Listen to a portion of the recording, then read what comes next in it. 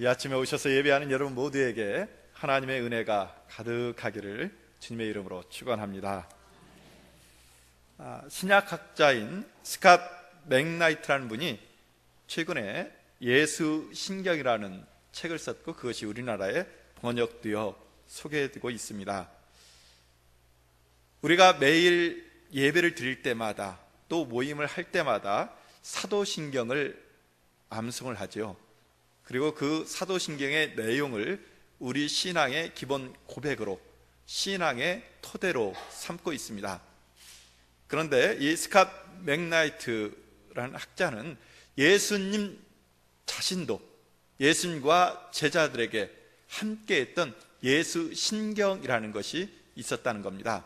그러니까 예수님도 우리가 사도신경을 외우는 것처럼 예수 신경을 외우고 제자들과 함께 그 신앙의 토대 위에서 사역을 하였다 하는 말씀입니다. 그 예수 신경의 내용이 무엇인가? 낯선 것이 아닙니다. 새로운 것이 아닙니다.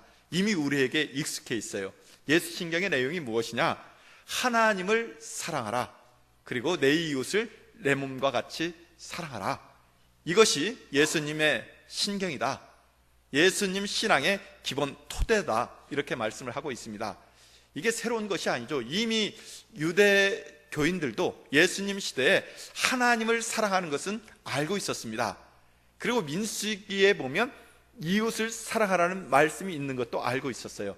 근데 이 유대교인들은 이 하나님 사랑은 하나님 사랑이고 이웃 사랑은 이웃 사랑이고 서로 이렇게 결합시킬 줄을 몰랐습니다.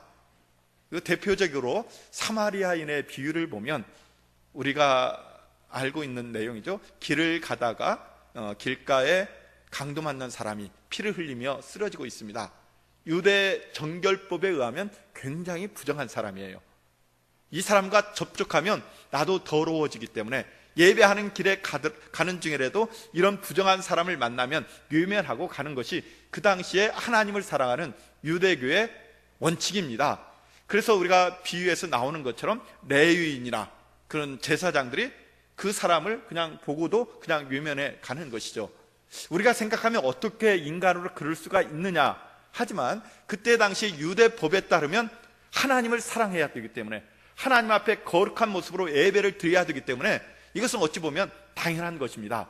근데 예수님은 그거에 대해서 문제를 제기를 하죠. 그냥 외면하고 간 그 사람보다도 우리가 생각하기에 부정한 사람이지만 사마리아 사람이 그 사람을 돌보고 병원에 데려다주고 그렇게 치료해준 이 사람이 진정한 이웃이고 이렇게 강도 만난 사람이 우리의 이웃이 아니냐 이렇게 교훈을 주고 있습니다.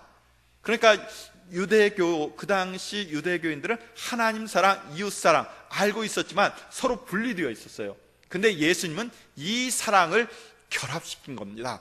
그래서 하나님을 사랑하라, 내 이웃을 내 몸과 같이 사랑하라 하는 것을 가르쳤고 실제 예수님이 삶의 본으로 보여주셨고 마지막 십자가의 죽음, 그 당시 가장 치욕적인 죽음의 현장이 십자가입니다. 근데 바로 그곳에서 예수님이 최후의 죽음을 맞이하심으로 이웃사랑에, 아니 우리 온 인류를 사랑하는 그 사랑의 실제의 모습을 우리에게 보여주셨습니다. 그렇기 때문에 우리가 기독교인이라고 한다면, 예수님을 믿고 따르는 제자라고 한다면 이 예수님이 가르쳐준 신경의 말씀, 하나님을 사랑하라, 이웃을 사랑하라 하는 이 말씀을 가슴 깊이 새겨야 될 것입니다. 사랑의 토대를 두고 하나님을 사랑하고 이웃을 사랑하는 것, 이것이 어떻게 보면 기독교인의 삶의 근본이라 말을 할 수 있겠습니다. 이 기독교의 영향을 받은 톨스토이가 그래서 이런 말을 합니다. 사람은 사랑을 먹고 사는 존재다. 우리 각자는 그 타인으로부터 오는 그 사랑을 먹고 살아가는 존재다, 이렇게 말을 하고 있습니다. 그렇습니다. 하나님은 우리를 사랑받는 존재로 이 땅에 우리를 보내주셨습니다. 그래서 우리 복음성가 중에 당신은 사랑받기 위해 태어난 사람, 이게 어떻게 보면 하나님의 마음을 그대로 잘 담아놓은 것이죠. 여러분 각자가 사랑받을 권리가 있습니다. 사랑받아야 됩니다. 그런데 오늘 바울 사도가 주시는 그 말씀에 보면 마지막 때가 되면 이 사랑이 왜곡된다라고 이야기하고 있습니다. 예수님은 분명히 하나님을 사랑하고 이웃을 사랑하라고, 우리의 사랑의 대상이 이웃이고 하나님인 것을 분명히 말씀해 주셨는데, 이 바울 사도가 말하는 마지막 때가 되면 그 사랑이 왜곡되고 변질된다, 이렇게 말하고 있습니다. 오늘 말씀 3절에 보면 사람들이 마지막 때가 되면 무정하며 이렇게 이야기합니다. 무정하다, 정이 없다라는 건데, 이것을 헬라어 단어로 보면 아스트로고이라는 단어를 쓰고 있습니다. 아스트로고이라는 것은, 아라는 것은 영어의 부정어 on이나 this의 의미를 가지고 있습니다. 그러니까 없다, 아니다라는 그런 의미가 있어요. 그리고 스트로고이라는 것은 영어로 하면 패밀리 러브, 그러니까 가족적인 사랑. 무정하다, 그 뜻은 가족적인 사랑이 없다, 이런 의미가 있습니다. 그러니까 다른 사람에 대한 관심과 사랑이 없는 것, 그것이 무정한 것입니다. 근데 바울 사도는 마지막 때가 되면 사람들이 다른 사람에 대한 사랑과 관심이 없어진다, 이렇게 말을 하고 있습니다. 우리가 그런 시대에 지금 살고 있죠. 그리고 그런 무정한 시대, 다른 사람에 대한 관심과 사랑이 없으면 사랑의 왜곡이 나타나고 있습니다. 그 사랑의 왜곡된 모습을 오늘 성경에서 2절에서 바울 사도는 이렇게 말합니다.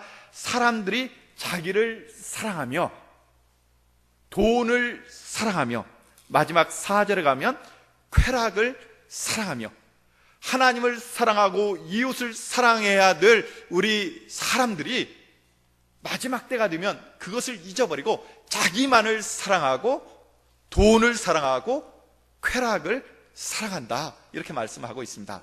어떻습니까? 바로 우리 시대의 우리들의 모습 아닌가요? 여러분들이 지금 사랑하는 대상들이 있다라면 무엇입니까? 여러분 자신을 굉장히 소중히 여기고 사랑할 것입니다. 돈도 사랑할 겁니다. 싫어하는 사람 없죠. 특별히 그런 돈을 통해서, 자기 중심적인 사랑을 통해서 뭔가 나만의 육체적인 눈에 보이는 쾌락을 추구하면서 살아가는 것이 이 시대의 모습 아니겠습니까? 그런데 바울 사도는 그것이 마지막 때의 모습이고, 이런 사랑으로부터 너는 돌이키라, 이런 사랑을 벗어나라, 본래의 사랑을 회복하라, 오늘 이렇게 우리에게 교훈을 해주고 있습니다. 오늘 이 시간 이 왜곡된 사랑의 모습을 살펴보면서 우리가 과연 어떤 모습으로 이 왜곡된 사랑을 회복할 수 있을까 함께 생각하면서 은혜 받기를 원합니다. 먼저 바울 사도는 2절에서 말세가 되면 사람들이 이웃을 사랑하지 않고 자기를 사랑한다, 이렇게 말을 하고 있습니다. 물론 우리 자기 자신은 하나님의 형상을 닮았고 또 우리 역시 사랑받기 위해 태어난 존재이기 때문에 우리 자신을 소중히 여겨야 됩니다. 자존감이 있어야 되는 것이죠. 정말 나는 하나님의 형상을 담고 하나님으로부터 사랑받을 그런 존재, 이런 자존감을 가지고 살아가야 됩니다. 그런데 바울 사도가 말하는 자기 사랑이라는 것은 그런 자기의 자존감에 대한 사랑이 아니라 왜곡된 사랑, 병적인 사랑, 자기만을 이기적으로 사랑하는 그런 사랑에 대해서 말씀을 하고 있습니다. 굉장히 자기 중심적인, 자기 우월한, 자기 도취에 빠진 사랑, 이것은 잘못된 것이다, 이렇게 말씀을 하는 것이죠. 자기 중심적인 사랑에 빠지다 보면 어떻게 됩니까? 모든 것을 내 중심으로 판단하고 평가하게 되어 있습니다. 그러다 보니까 내가 혹시 사랑받지 못한다는 느낌이 들면 이 세상은 슬픈 거예요. 이 세상이 비극적으로 보입니다. 그리고 내가 사랑받지 못하고 그 사랑의 중심에서 나는 밀려가고 누군가 그 내가 보는 앞에서 사랑을 받게 되면 그 사람을 내가 시기하고 질투하고 미워하는 그런 상황이 나오는 것이죠. 우리가 남이 잘 되고 또 복된 일이 있으면 우리가 축하하고 함께 기뻐해 줘야 되잖아요. 이게 인간의 인지상정이고 또 하나님의 그런 사랑의 모습일 것입니다. 그런데 내 중심의 사랑에 빠져 있다 보면, 나만 우월하다고, 나만 사랑받아야 된다고 생각하다 보면, 누군가 잘된 것을 보면 그 축복이 안 되는 거예요. 축하가 안 되고 오히려 시기하고 질투하는 그런 자기중심적인 사랑의 모습, 이게 우리 시대의 모습일 수 다라는 것입니다. 성경에 보면 가인과 아벨이 나오고 있습니다. 가인과 아벨이 하나님 앞에 함께 제물을 드리면서 예배를 드렸어요. 근데 하나님께서는 아벨의 제물은 받으시고 그 제사는 받으시고 가인의 제사는 받지 않았습니다. 우리가 정말 이 아벨을 사랑하는 형 가인이라면 내가 그 하나님이 내 제사를 받지 않은 거 서운할 수 있지만은 그래도 동생이 드린 제사를 하나님이 받았으니까 얼마나 기쁘고 좋은 일입니까? 축하해 줘야 될 것입니다. 그런데 가인은 어떠했습니까? 그 아벨을 시기했습니다. 질투했습니다. 하나님을 원망했습니다. 그 결과로 결국은 아벨을 죽이는 인류 최초의 살인자가 된 것이죠. 어찌 보면 자기중심적인 사랑의 극단적인 모습이라고 할 수 있겠습니다. 우리 안에도 이 가인의 피가 혹시 흐르고 있지는 않습니까?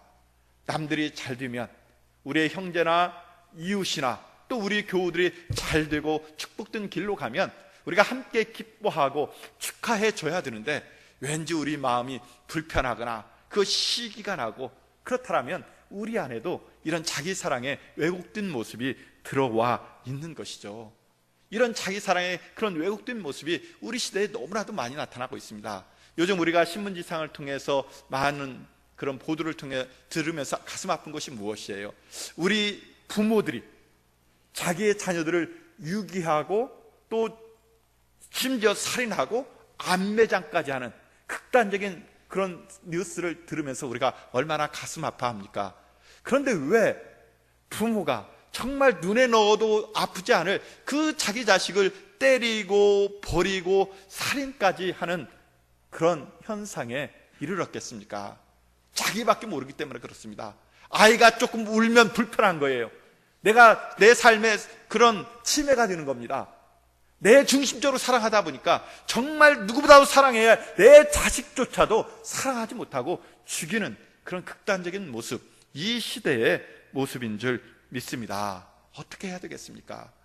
우리가 내 중심의 사랑이 아니라 예수님이 우리에게 보여주신 자기를 희생하면서 자기를 버리면서까지 우리를 품어주시는 그 사랑을 회복해야 될 줄 믿습니다.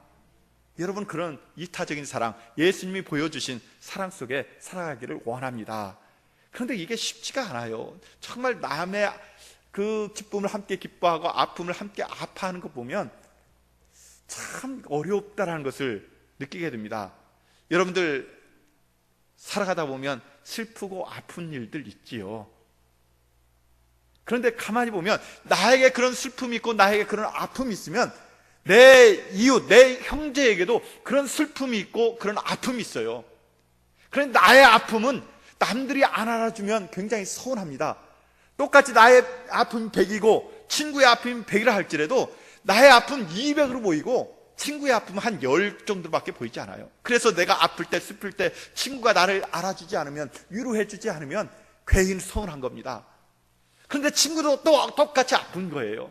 자녀의 아픔이 있고 경제적인 아픔이 있는데 그 친구의 아픔은 알아주지 않으면서 내 아픔만 알아달라고 하는, 그것만 지적하는 우리들의 모습, 바로 자기 사랑의 모습인 줄 믿습니다. 오늘 우리가 예배하면서 바울 사도가 말한 말세의 때 사람들이 무정하며 자기를 사랑하는 그런 모습을 우리가 깨닫고, 아, 나한테도 이런 자기 사랑의 모습이 있구나, 내 이웃의 모습, 내 형제의 아픔, 또 우리 교우들의 아픔을 한 번 더 생각하면서 함께 위로하고 기도해 줄 수 있는 여러분 되시기를 주님의 이름으로 축원합니다. 그게 정말 형제의 사랑의 모습인 것이죠. 그것이 바로 예수님이 우리에게 가르쳐 주셨던 진정한 사랑의 모습인 줄 믿습니다. 바울 사도는 이런 자기 사랑의 모습이 우리 안에 있다고 하면서 또 다른 사랑의 모습을 우리에게 이야기합니다. 사람들이 돈을 사랑하며 돈을 우상화한다는 것입니다. 돈이 인생의 목적이 되어요. 그래서 우리는 이것을 황금 만능주의라고 이야기합니다.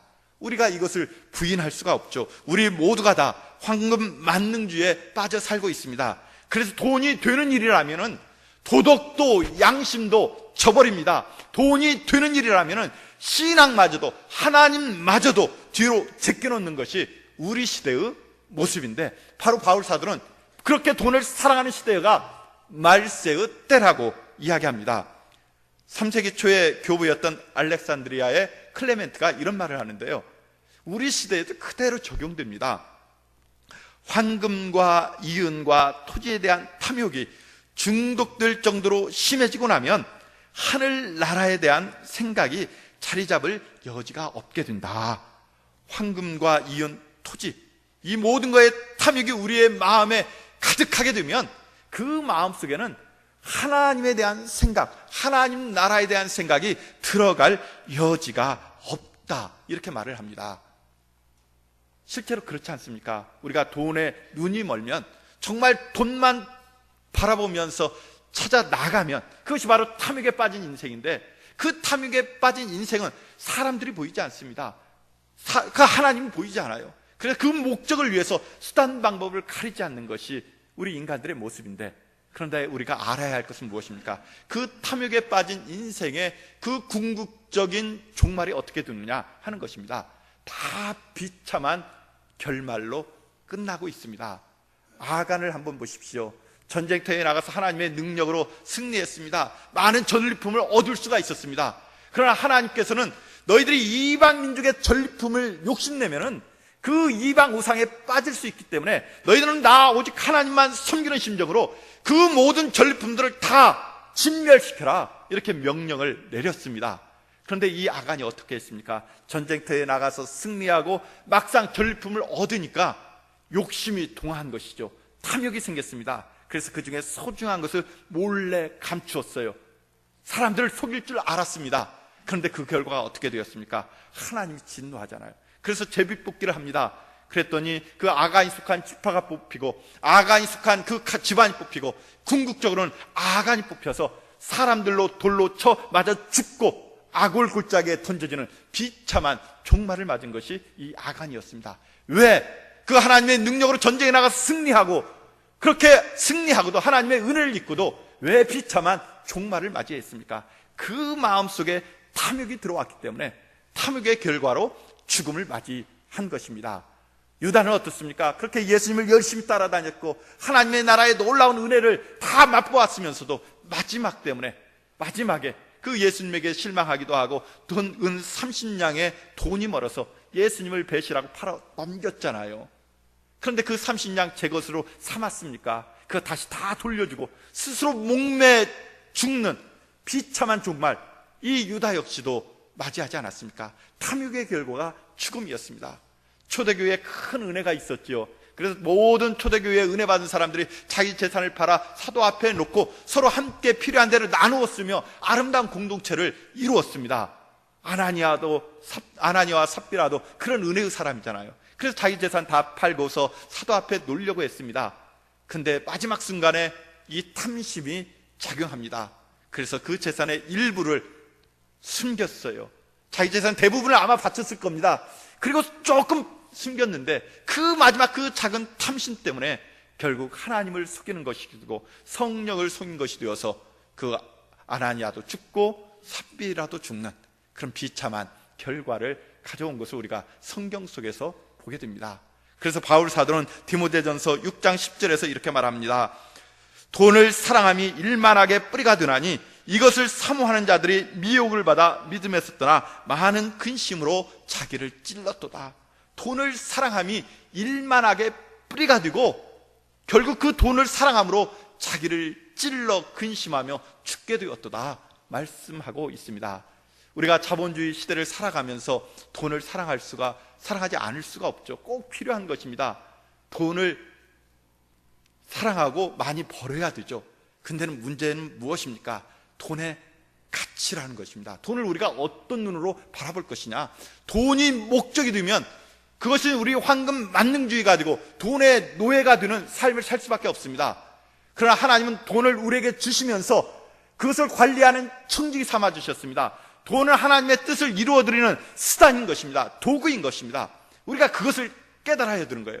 돈이 목적이 아니라 수단이다. 나는 돈의 노예가 아니라 돈의 주인으로서 그것을 잘 다스려서 이 땅에 하나님의 뜻을 이루어 줘야 되는 것이다.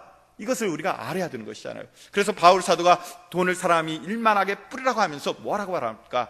너희가 나올 때 빈손으로 왔고 갈 때 빈손으로 간다. 그러니까 자족하는 마음 가져라. 먹고 입을 것이 있으면 그것으로 자족하는 마음 갖는 것이 중요하다. 이렇게 말씀하지 않습니까? 우리가 먹고 마시고 입을 것이 있으면 족한 줄로 압니다. 그러면서 하나님께서 더 나에게 주면 그 주신 물질을 가지고 하나님의 뜻을 이루어 드리는 거예요. 어려운 사람, 또 정말 물질이 필요한 곳에 그 물질을 아름답게 쓰면서 하나님의 나라를 이루어가면 얼마나 좋은 일이겠습니까? 그런 사람에게는 하나님께서 더 많은 물질을 채워주시는 줄 믿습니다. 일본 아사히 신문이 선정한 세계 10대 최우량 기업인 중에 한 분이 폴 마이어라는 분이 계십니다. 이분은 어렸을 때 굉장히 가난했어요. 그래서 자두 농장에 가서 자두를 이렇게 줍고 하면은 하루에 한 1,000원, 2,000원씩 벌던 그런 어린 가난한 소년이었습니다. 이 소년이 나중에 보험회사에 들어가고 판매 부장이 되면서 엄청난 재산을 모읍니다. 그래서 27살에 억만장자가 되어요. 그래서 더 크게 사업을 하려다가 동료의 배신으로 쫄딱 망하게 되고 수십억 달러를 빚지는 그런 빚진 사람이 됩니다. 이때 이 사람의 인생에 전환이 오기 시작합니다. 아, 돈만 버는 것이 전부가 아니구나 하면서 가치관이 변하면서 이제 하나님 앞에 기도하면서 하나님 의지하면서 다시 열심으로 사업을 해서 사업이 일어서게 됩니다. 굉장히 큰 부자가 되었어요. 근데 이 27살 이후에 이 폴 마이어가 번 그 모든 돈은 거의 다 자선 사업과 구제 사업에 장학 사업에 사용되었습니다. 그래서 많은 장학 사업, 구제 사업, 미혼모 보호 시설 이런 것들에 자기의 그 모든 돈을 투자하는 것이죠. 이분이 27살 때 이후에 변화된 후에 뭐라고 말하냐? 내가 이전에는 많은 돈을 더 벌자 이런 가치관으로 살았다는 겁니다. 많은 돈을 더 벌자. 그런데 27살 이후에는 돈을 더 많이 벌자. 그리고 한 걸음 더 나아가서 더 많은 돈을 아름답게 베풀며 쓰자. 그래서 이분이 나중에 베품의 기술이라는 책을 씁니다. 베품의 기술이라는 책에서 이렇게 말합니다. 사회에 보탬을 주려면 돈이 필요하고 돈을 벌려면 장사를 해야지. 돈을 많이 벌겠다는 것입니다. 그런데 그 돈을 버는 목적이 무엇이냐? 나의 이익을 위한 것이 아닙니다. 자선 사업을 위해서 나는 이익 창출을 한다.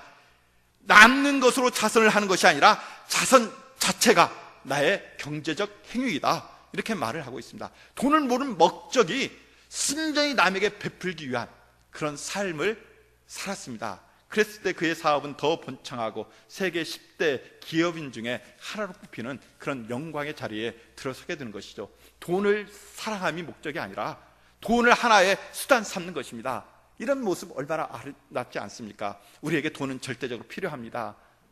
그러나 우리가 바울 사도가 말한 것처럼 먹고 입고 마실 것이 있으면 자족하는 마음 가지고 더 있으면 더 있는 것은 남을 위해서 베푸는 데 쓰겠다. 이런 가치관으로 여러분들이 바뀐다면 돈을 사랑하는 것이 아니라 하나님을 사랑하고 이웃을 사랑하고 그 이웃을 사랑하기에 그 하나님 주신 그 물질을 그렇게 사용하겠다고 그렇게 우리의 물질의 가치관이 변화된다면 하나님께서는 여러분에게 엄청난 그런 물질의 복도 주시리라 믿습니다. 그런 복을 누리는 여러분 되시기를 주님의 이름으로 축원합니다.